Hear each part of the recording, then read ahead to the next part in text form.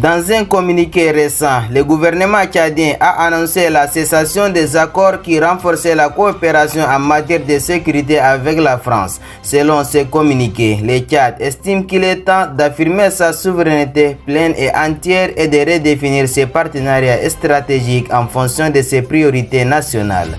Cette décision survient quelques heures seulement après la commémoration de la proclamation de la République du Tchad. C'est par ces rappels que nous ouvrons ce journal. Bonjour et merci de regarder jusqu'à la fin. Il s'est tenu ce mercredi 27 novembre 2024 une réunion de suivi et évaluation du système éducatif autour du président de la République Mahamat Idriss Déby Itno, en présence des responsables des départements concernés, etc. Les ministres de l'Éducation nationale et de l'enseignement supérieur ont élaboré et présenté des plans quinquennaux conformément au programme politique du chef de l'État dans le cadre de la refondation du système éducatif tchadien. Sous le thème « L'intérêt général et les services publics à l'ère de la 5e République au Tchad », l'École nationale d'administration organise son 3e colloque international. La cérémonie d'inauguration de cet événement est présidée ce vendredi 29 novembre 2024 par le Premier ministre, chef du gouvernement, l'ambassadeur Alamaï Halina, en présence des membres du gouvernement, d'officiers supérieurs, de chercheurs et de nombreux autres cadres. Le ministre d'État, ministre des Affaires étrangères, Abdraman Koulamalla, a effectué ce jeudi 28 novembre une visite à la frontière entre le Tchad et le Soudan, en compagnie de son homologue français, son Excellence Jean-Noël Barrot et de M.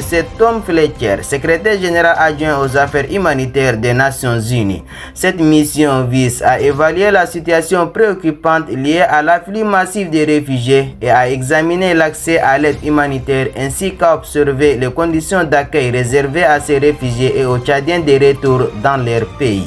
Avant de finir cette revue, le vice-premier ministre russe, M.